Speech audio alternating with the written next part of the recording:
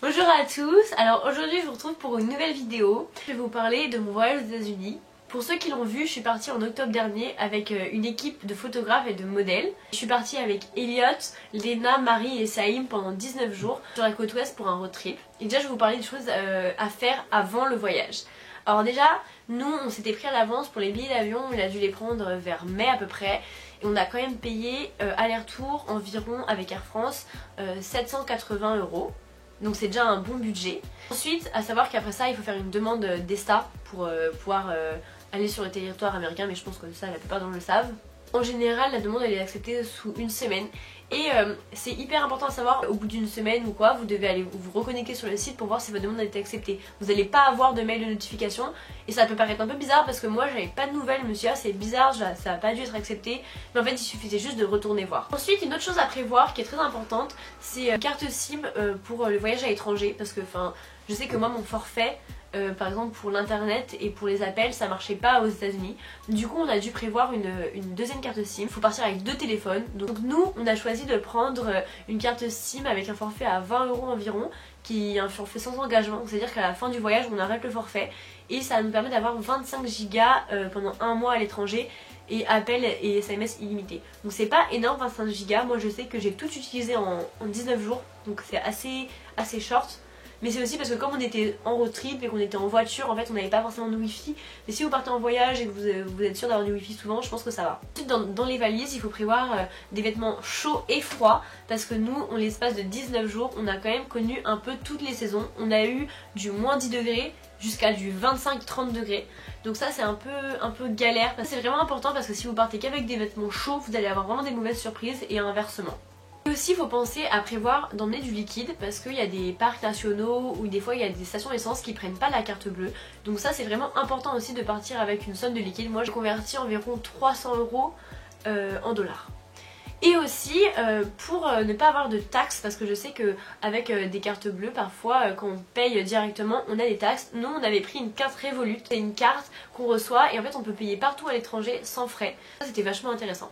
Ensuite c'est aussi important de faire des réservations d'hôtels Airbnb avant le voyage, mais pas pour tous les hôtels, parce que parfois en fonction de votre voyage, de vos envies, vous n'allez pas forcément avancer de la façon dont vous l'auriez pensé. Donc ça veut dire que vous pouvez vous retrouver à arriver plus tôt dans une ville ou plus tard. Donc si vous avez déjà effectué les réservations, ça peut vous bloquer. Nous je sais que ça nous a posé problème parce qu'à un moment on avait effectué des réservations et on s'est dit bah c'est trop dommage parce qu'on aurait aimé partir plus tôt ou on aurait aimé rester plus longtemps dans certains endroits et on n'a pas forcément pu parce que même si on a fait cette technique là, au final ça n'a pas été assez optimisé. Et aussi qui dit road trip dit parcours. Avant votre voyage il faut quand même prévoir un minimum votre itinéraire.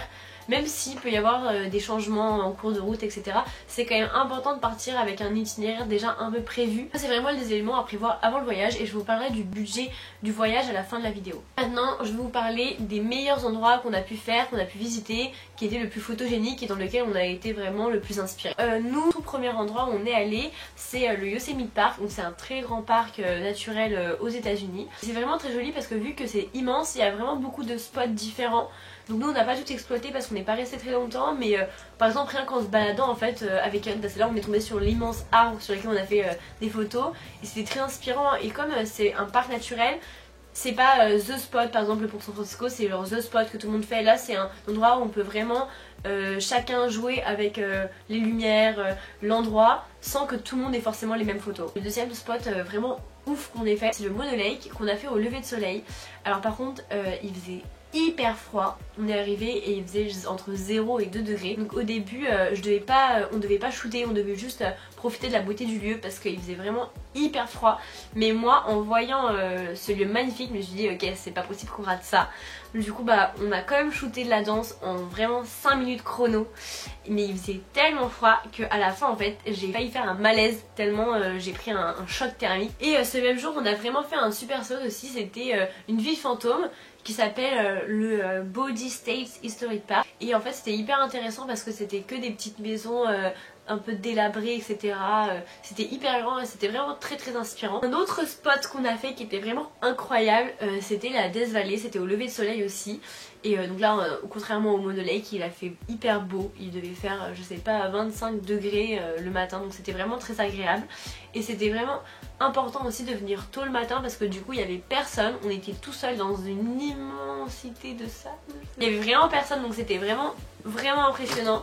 Et on a eu un magnifique lever de soleil et c'était vraiment très inspirant. Je dis toujours que c'est inspirant. Voilà, bref, on a enchaîné ce même jour aussi avec le spot qui s'appelle Badwater et qui est aussi dans la Death Valley. Et en fait c'est un lac de sel. Et en fait on dirait que c'est de la neige alors que pas du tout. J'ai fait un sondage sur Insta pour demander à peu près combien de degrés vous pensez qu'il faisait. J'ai mis entre 5 et 25 degrés, tout le monde a répondu 5 degrés alors qu'au contraire en fait il faisait hyper beau, en fait il faisait 25 degrés donc c'était hyper agréable même si ça faisait plutôt mal aux pieds. Ensuite on a aussi visité pas mal de canyons, donc on est allé à Valley of Fire, on a fait un superbe shoot aussi à Bryce Canyon, c'était vraiment incroyable au coucher de soleil. Et on est aussi allé le lendemain matin pour le lever de soleil, mais alors là il faisait moins 10 degrés. Il faisait hyper froid donc on n'a pas pu shooter mais c'était vraiment magnifique à voir. On a fait coucher de soleil dans un endroit magnifique, donc c'est le lac Powell. Et je sais vraiment pas dire le nom du spot, c'est genre le Urban Shows, un truc comme ça. Et c'était vraiment super beau et vraiment très impressionnant. L'endroit aussi qu'on a fait c'était Monument Valley, donc on est resté 2 nuits là-bas. On a shooté au coucher de soleil, ça rendait bien, mais en fait on s'est rendu compte que c'était plus intéressant de shooter au lever du soleil parce que le soleil en fait était mieux orienté et on se rendait compte que quand c'était le coucher de soleil il y avait des ombres en fait et c'était pas optimal pour un rendu photographique. Donc Marie et Léna elles ont aussi fait une balade à cheval de 2 heures il me semble et c'était vraiment sympa comme activité parce qu'elles ont pu se balader et galoper dans le et visiter Monument Valley à cheval. Et donc elles ont vraiment adoré cette expérience. Le dernier canyon qu'on a fait c'est le Grand Canyon. Alors personnellement j'ai pas eu un gros coup de cœur sur ce spot parce que malgré le fait que ce soit vraiment super beau et super impressionnant, le rendu photo c'était pas optimal et on a eu du mal en fait à shooter et c'était vraiment pas évident. Donc je pense que c'est très beau à voir mais pour les photos c'est pas le meilleur spot à faire. Ensuite on est allé à Las Vegas, donc en fait on a fait le choix de pas y aller très longtemps, on est resté à peu près 24 heures, donc on a passé qu'une nuit là-bas. Et je pense que en termes de road trip photo, c'était un bon choix parce que c'était pas un lieu qu'on pouvait vraiment exploiter en photo, parce qu'il y avait vraiment beaucoup de monde tout le temps. Las Vegas c'est vraiment une ville qui est très belle la nuit surtout. Sauf que la nuit c'est un peu compliqué des fois de gérer sa lumière et c'était un peu compliqué. Du coup en fait on a fait aucune photo à Las Vegas mais c'était sympa aussi de visiter et de découvrir cette ville. Donc en fait au final au début j'étais un peu déçue qu'on reste que 24 heures et en fait je me suis rendu compte que c'était vraiment le bon timing pour un road trip axé sur la photographie. Après si vous partez en road trip pour autre chose que la photographie, ça peut être intéressant de rester plus longtemps. Ensuite, après Las Vegas, on a remonté la côte et on est passé par des villes en bord de mer où on a pu faire un coucher de soleil. Donc là j'étais grave contente parce que moi j'adore shooter à la plage et je trouve ça rend toujours hyper bien.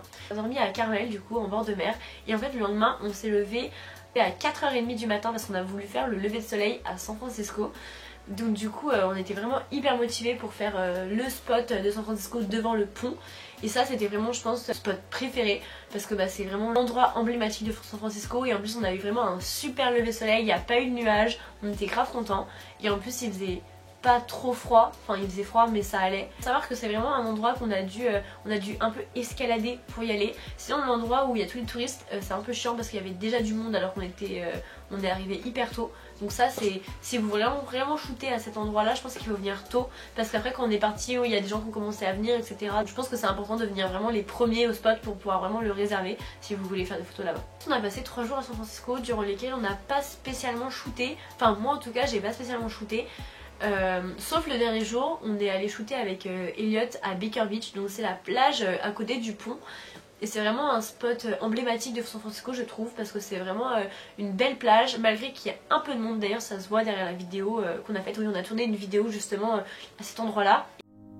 Oh it hurts the most cause I don't know the cause. Maybe I shouldn't have cried when you left and told me not to wait.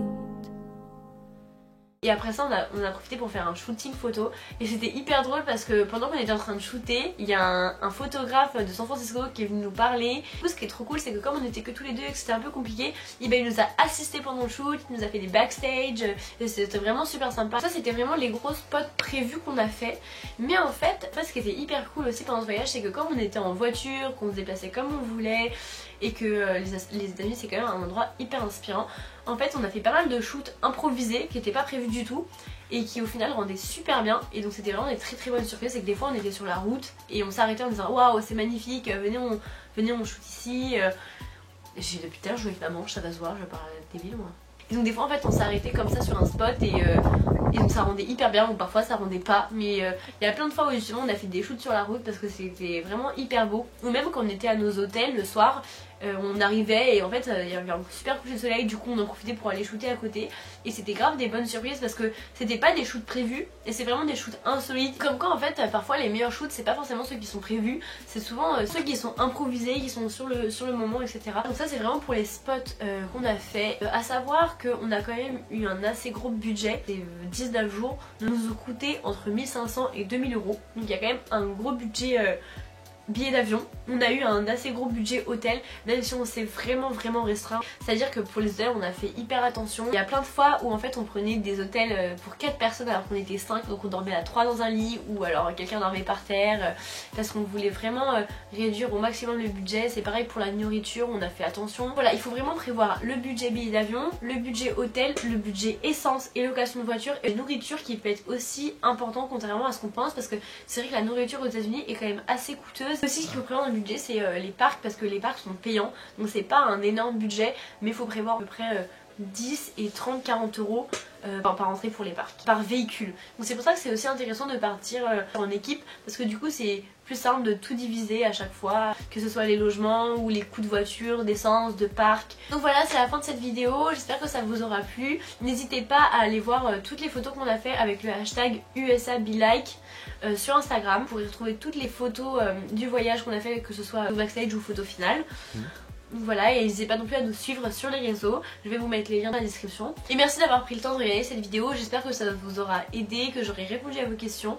Et n'hésitez pas à me dire en commentaire ce que vous en avez pensé, si vous avez d'autres idées de vidéos que je pourrais faire. Des gros bisous et je vous retrouve à très bientôt.